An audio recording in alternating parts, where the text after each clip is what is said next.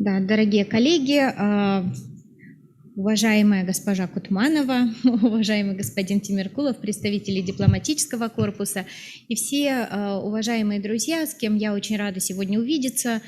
И я хотела бы выразить отдельную благодарность ПРООН за возможность здесь выступить и за возможность проведения вот такого рода консультаций, потому что на самом деле сам процесс Стокгольм плюс 50 имеет очень большое значение для нас, как для экологов, для тех, кто работает достаточно давно в этой сфере.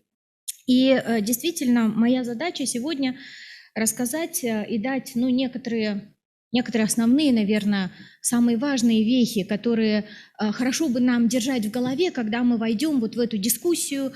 Сегодня это будет после обеда, мы будем обсуждать различные направления, да, и тематики, но вот то, почему все это случилось, почему для нас так важно принимать участие в Стокгольме плюс 50, вот об этом я хотела бы сказать подробнее. И почему-то не работает. И для того, чтобы начать, конечно, невозможно обойти стороной такой важный момент, как доклад Римского клуба «Пределы роста». Римский клуб – это неправительственная организация, которая была создана в 1968 году, в которую вошли видные ученые многих разных стран, и основная задача Римского клуба была не только прогнозировать, но и рассматривать последствия значимых решений в планетарном масштабе, для всего человечества. И, собственно, ученые Римского клуба опирались на системный подход и работали над тем, чтобы использовать различного рода компьютерные модели для прогнозирования и моделирования того, что будет происходить с человечеством. И вот, в частности, было построено порядка 12 таких моделей, но нужно остановиться на модели World 3 или Мир 3, вокруг которой, собственно, и начался весь этот сыр-бор. И логика заключалась в том, что в эту модель были интегрированы различные параметры. Параметры, связанные с тем, с какой скоростью и каким образом человечество использует природные ресурсы. Как изменяется количество и площадь экосистем, да, каким образом растет загрязнение планеты, и как планета может это загрязнение нивелировать, да, как растет численность людей, да, в какие сектора они входят работать и так далее. И вот это было одно из значимых событий. Началась работа по пределам роста буквально в 70-м году, и в 72-м году этот доклад был представлен широкой общественности. И во многом содержание доклада, оно вошло в том числе в повестку дня Стокгольма плюс 50. Стокгольма в 72-м году. И, собственно, буквально я хочу остановиться из всех докладов Римского клуба, которые на сегодняшний день уже более 30, и я очень рекомендую знакомиться с ними, буквально на двух. То есть доклад 72 года «Пределы роста». И вот что он говорит, почему нам так важно услышать, что было сказано тогда, в 1972 году. И вот тогда в этом докладе было показано, что экономику, население, экологию ожидает серьезная перезагрузка и коллапс до 2070 года. С 2020 года ждет резкий рост смертности населения. И с 30 года население Земли начнет резко сокращаться порядка по полумиллиарда в десятилетие, да, а условия жизни в итоге могут вернуться к уровню примерно 1900 года. Насколько эти прогнозы верны? Да? И действительно задавались вопросами многие ученые, насколько это так. Массачусетский технологический университет, он рассматривал прогнозы пределов роста и сделал вывод о том, что большинство прогнозов, к сожалению, сбываются. И человечество не идет по позитивному сценарию, который был заложен точно так же в рамках этого доклада, то есть был негативный сценарий, средний и позитивный. И сегодня тренды человечества можно характеризовать как выбор среднего сценария, то есть не позитивный сценарий на сегодняшний день является задающим некоторые основные тренды. И группой Медоузов были подготовлены еще доклады, это за пределами роста, один из докладов назывался, но один из последних докладов Римского клуба звучит так: «Камон! Капитализм, близорукость населения и разрушение планеты». Именно так звучит название последнего доклада Римского клуба, который был подготовлен уже Эрнстом Вайдзекером, Андреасом Викманом и так далее. Что же говорит этот доклад? Этот доклад говорит о том, что сегодня вот все эти проблемы, да, с которыми сталкивается человечество, оно во многом связано с структурой экономики, структурой экономической деятельности и с тем, что капитализм сегодня больше не готов ответить на те вопросы, которые стояли перед человечеством 50 лет назад. Кроме того, они вводят парадигму полного и пустого мира. То есть если в 1972 году, в конце, в прошлом веке, мы в основном имели парадигму так называемого пустого мира. Что это значит? Это значит, что эпоха географических открытий, она все время предоставляла нам некие сюрпризы, да, и все время были места, куда не ступала нога человека, да, на планете. И вот этот пустой, незаполненный мир, который нужно было еще открывать, вот эта концепция стояла в основе развития экономики, социальных вещей и так далее. Сегодня концепция другая. Это концепция полного мира, когда мы знаем уже все, мы открыли все. И более того, мы смогли влиять на все это. Да? И вот этот переход между парадигмами нам нужно осуществить как можно быстрее. Нам нужно понять, что мы сегодня уже не в том мире, в котором были в том числе вот и Медоузы и так далее. Это не 1972 год, и нам уже все более-менее известно. Нам нужно действовать для того, чтобы сохранить планету, цивилизацию и так далее.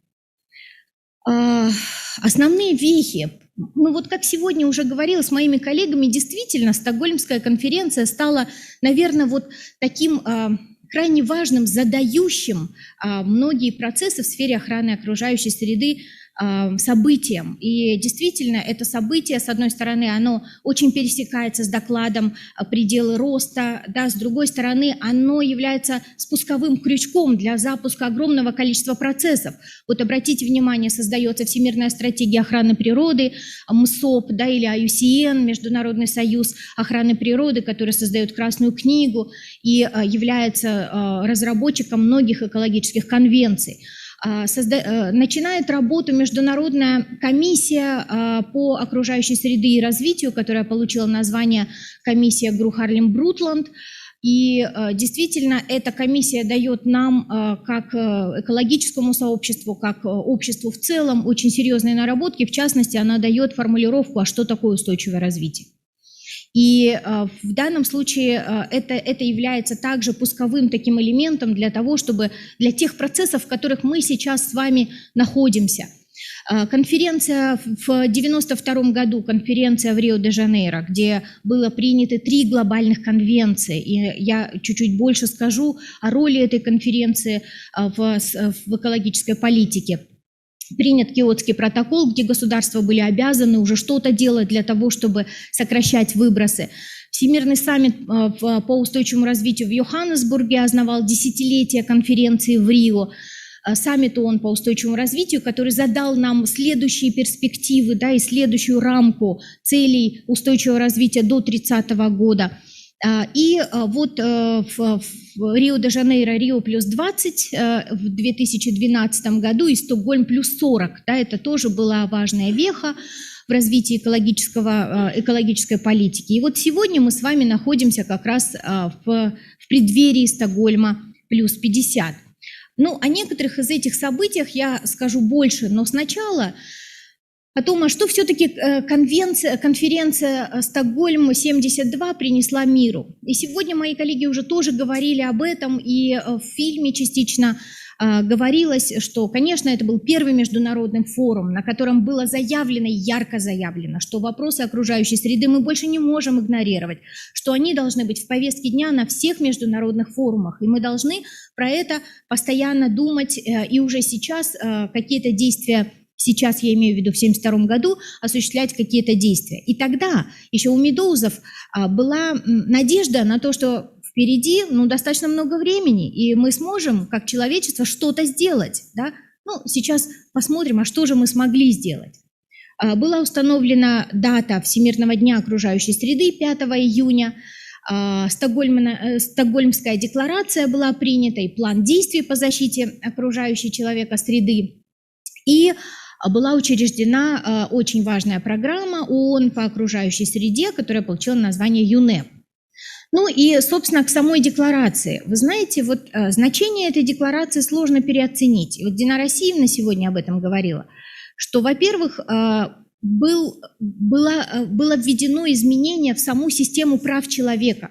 То есть было введено право человека на благоприятную окружающую среду, которая сегодня практически во всех конституциях стран имеет место быть. И в Конституции Киргизской Республики точно так же.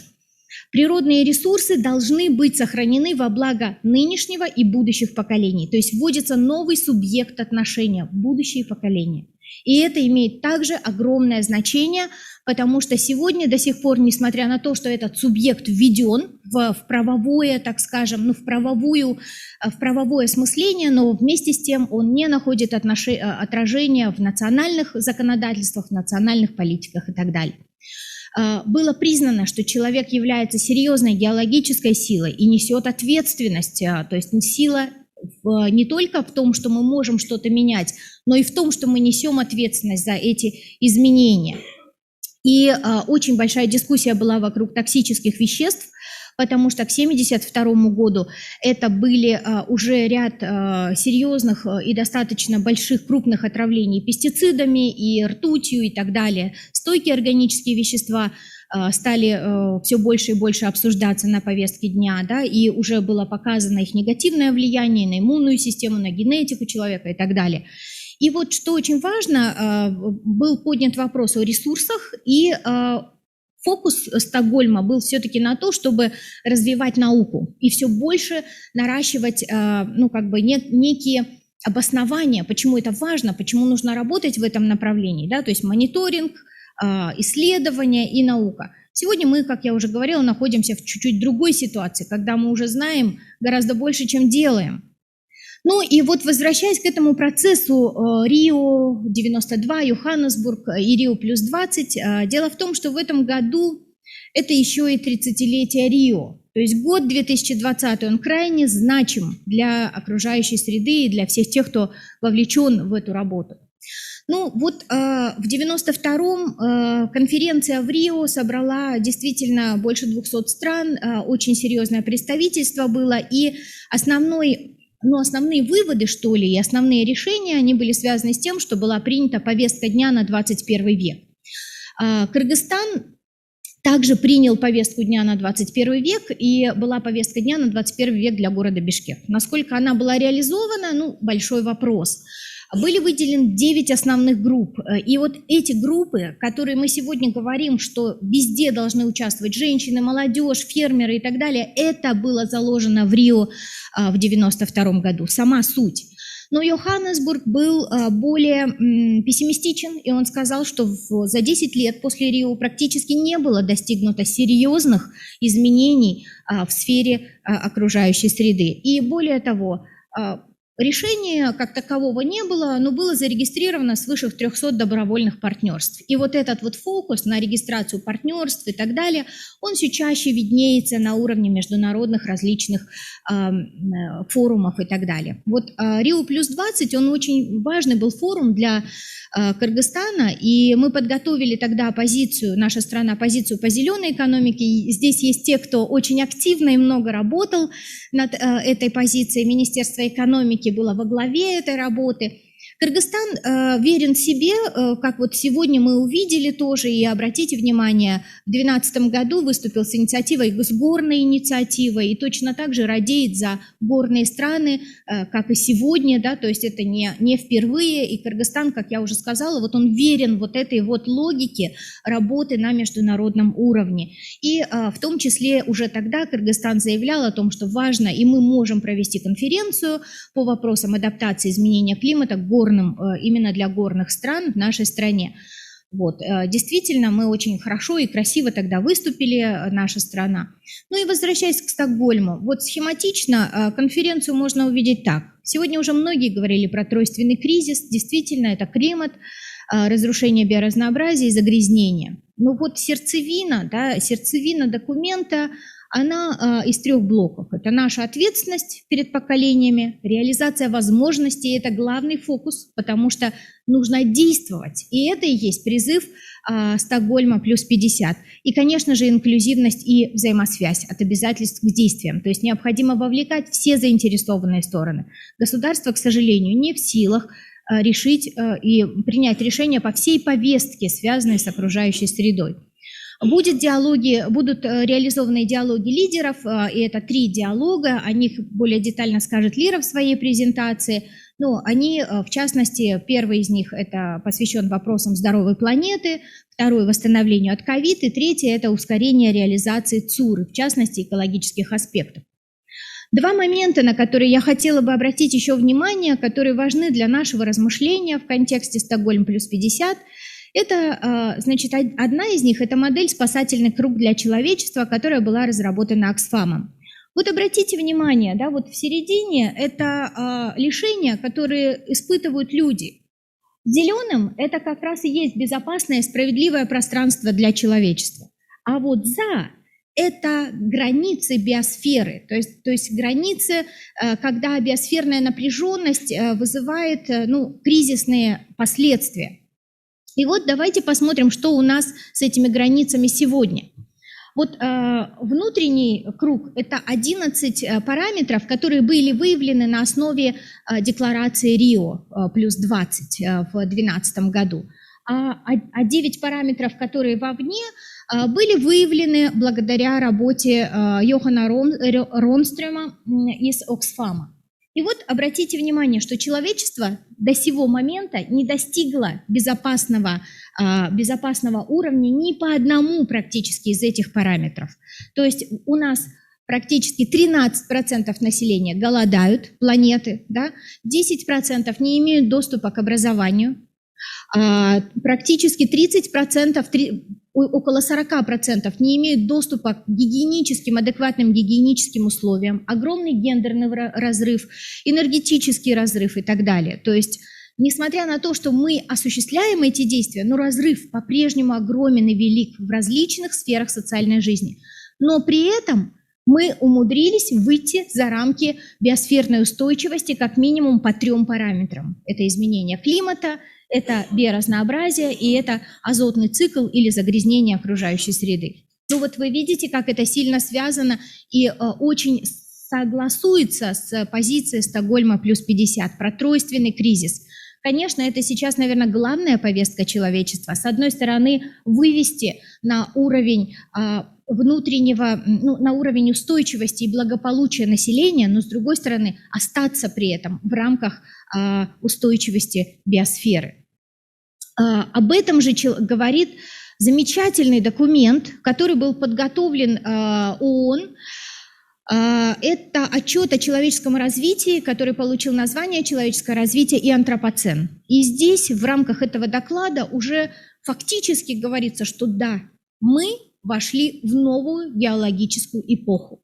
И эта геологическая эпоха получила название антропоцен, тогда, когда человечество является движущей геологической силой планеты. То есть от нашего с вами разумия или недоразумия зависит в том числе жизни миллиардов других существ, которые находятся на этой планете. Опять же, человечество является причиной 6-го массового вымирания видов, в котором мы сегодня с вами находимся.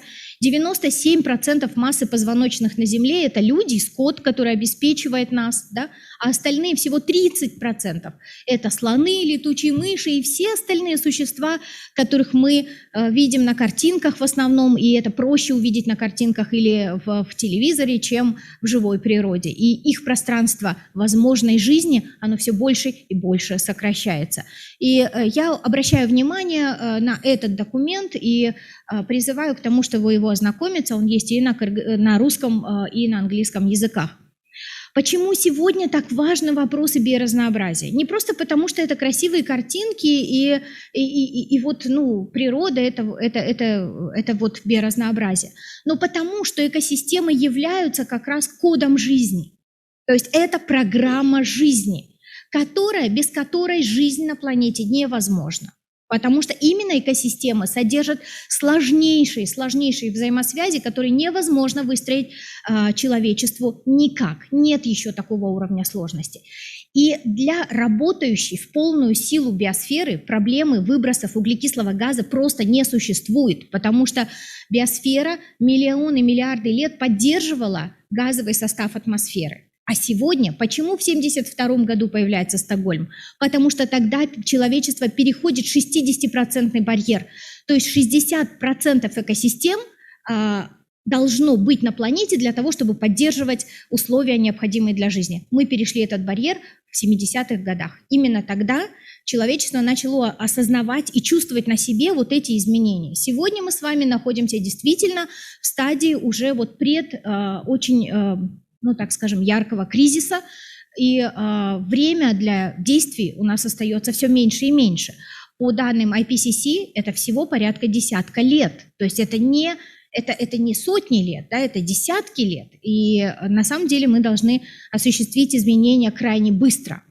Иначе будет большая проблема, связанная с разрушением именно базовых основ жизни, благодаря которым мы живы.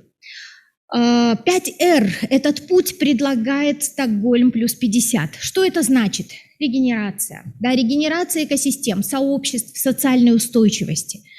Восстановление, инклюзивное зеленое восстановление после ковид. У нас есть шанс сегодня выстроить нечто по-другому. Ребалансировка, да, сбалансировать использование ресурсов и развитие для большей справедливости. Развитые страны должны обратить внимание на развивающиеся страны. Ресурсами надо делиться, потому что иначе вот в этой погоне за прибылью мы рискуем потерять планету, мы рискуем потерять вообще саму основу для жизни. И переосмыслить. Нам необходимо переосмыслить общее будущее через слушание и реагирование тех групп, которых обычно никто не слушал. А это женщины, молодежь, это дети. Почему молодежь? Да потому что это будущее поколение, потому что это принцип 4 Стокгольмской декларации.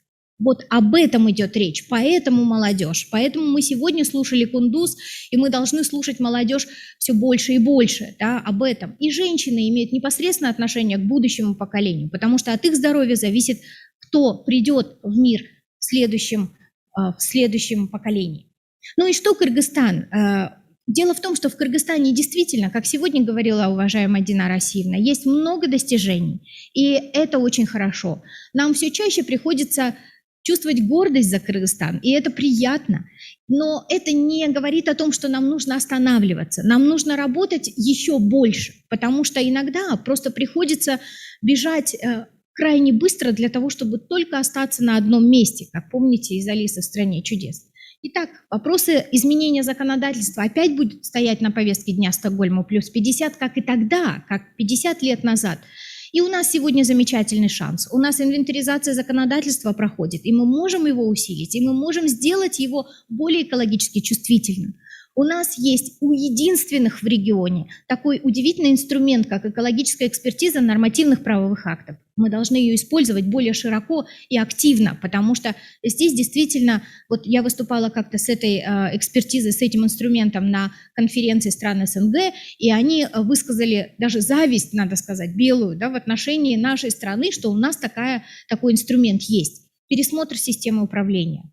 Да, нам нужно опять думать о координации между различными министерствами, ведомствами, между общественными организациями, инициативами и так далее.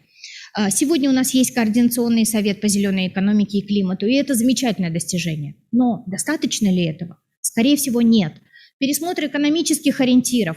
Мы действительно выстрелили с концепцией, с программой по зеленой экономике, но нам нужно ее обновлять, идти дальше, ставить перед собой более амбициозные цели.